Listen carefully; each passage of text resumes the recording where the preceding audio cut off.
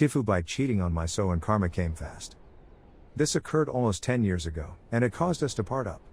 Before I go any further, I want to state unequivocally that I am well aware of how heinous and terrible infidelity is.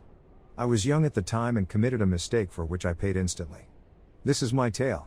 So one night, my roommate, 21 at the time, brought me to the beach to visit a number of folks we knew in high school but hadn't seen since graduation.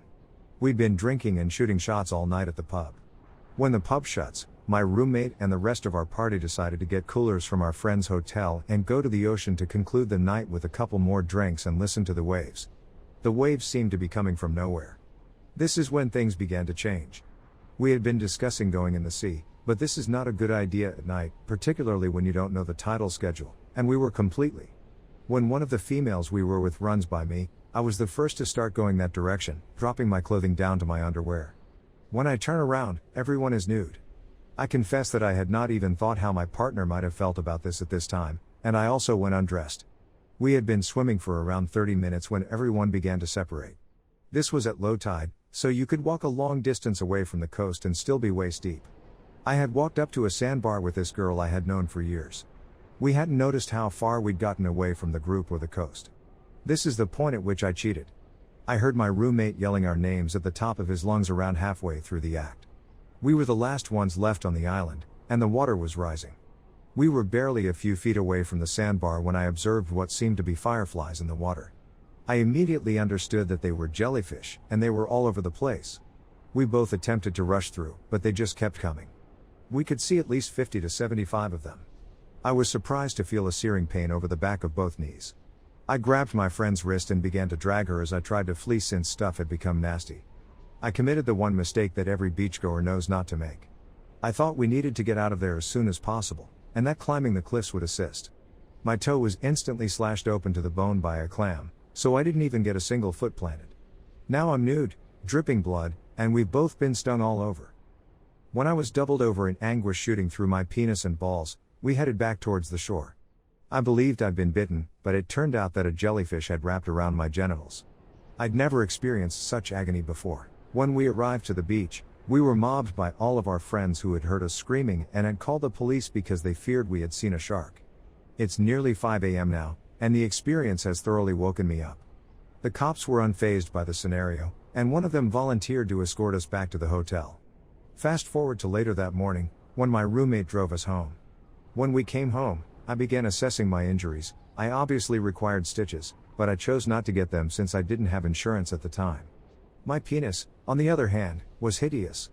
I couldn't believe it had been harmed by this jellyfish. It was bloated, painful, and had a strange form. I took a handful of ibuprofen in a shower before falling asleep for the rest of the day until the evening, when I awoke to find my girlfriend crawling in bed with me. My heart skipped a beat. She was aware that I had gone out the night before, and my roommate had briefed her about my difficult night, ignoring the fact that I had betrayed her. She was only there for about 10 minutes before I broke down and confessed, but I didn't tell her about the cut or the jellyfish.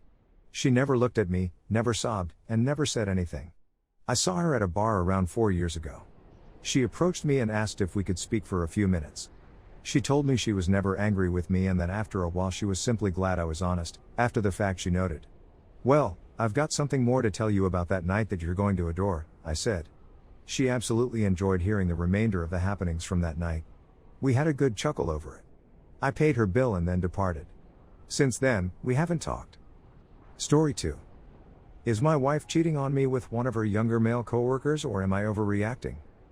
I, male 47, learned about a year ago that my wife, female 48, of 24 years had been with a younger male colleague of hers.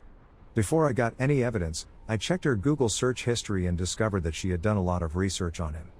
She was clearly smitten with him and unwillingly confirmed it when I questioned her. But not gladly. I had to show her the evidence before she would confess to anything. Since then, this has become a major issue. She denies everything till the last end and now seems to be capable of being honest with me. I am not an angel, and I have given her countless reasons to mistrust me over our marriage. But I've never cheated on her, and it's never even been a consideration, which is one of the reasons I've been in trouble over the years. I quit drinking because it was usually me drinking and driving or arguing or doing foolish things due to drinking and partying too much. I always assumed it would be me who messed things up, and I never anticipated it would be my wife. But, around 5 years ago, just after my father died, she complained that I was distant and lonely. I tried to be more present, but she felt I wasn't living in the moment while we were together. Not long after that, she began to take a more active position at work and swiftly rose up the ranks. As it turns out, the majority of the individuals she managed back then, and today, are men. My wife is beautiful and has always been naturally flirtatious, smiles a lot, which I like, but it was evident to me now that she was going out of her way to attract the attention of other guys. Other discoveries in the last 5 years have set us back and put our faith in each other to the test, but there was one important one I learned just before the first infatuation.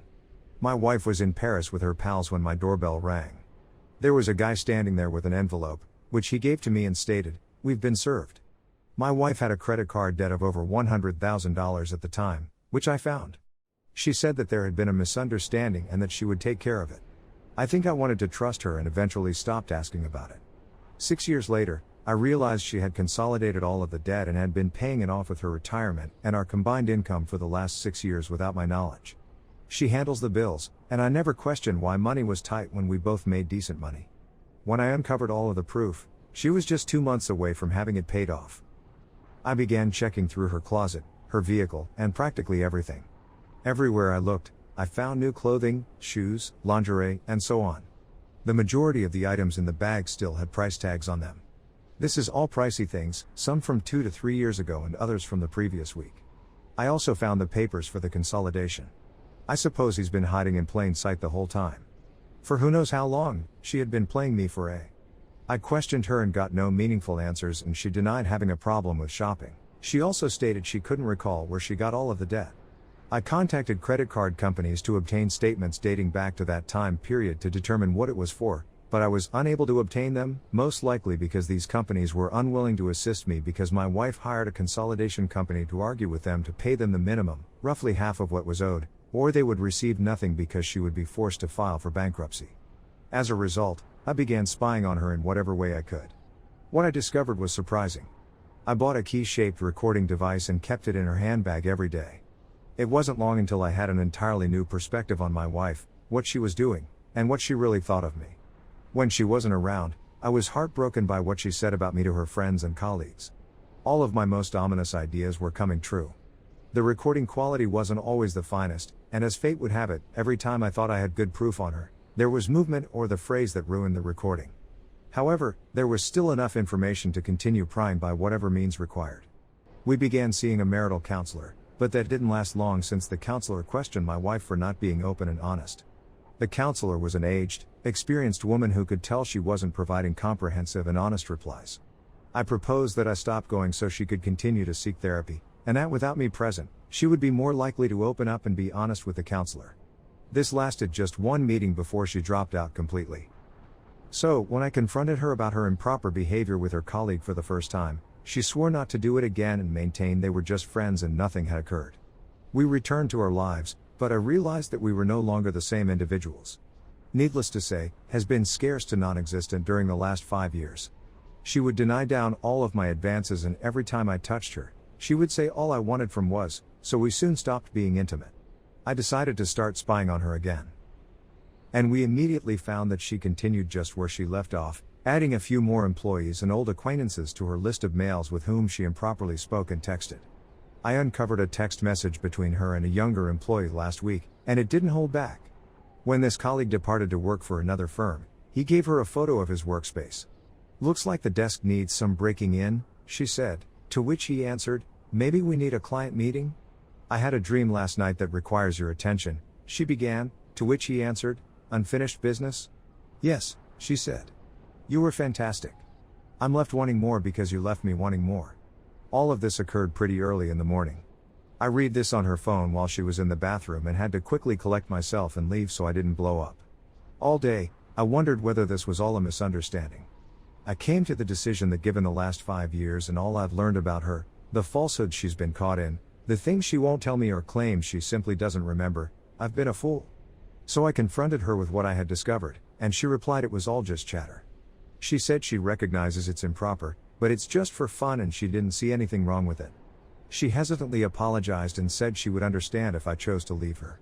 I'd want to know if I'm being lied to again, and whether a 48-year-old lady can have improper conversations with guys in her life without having with them.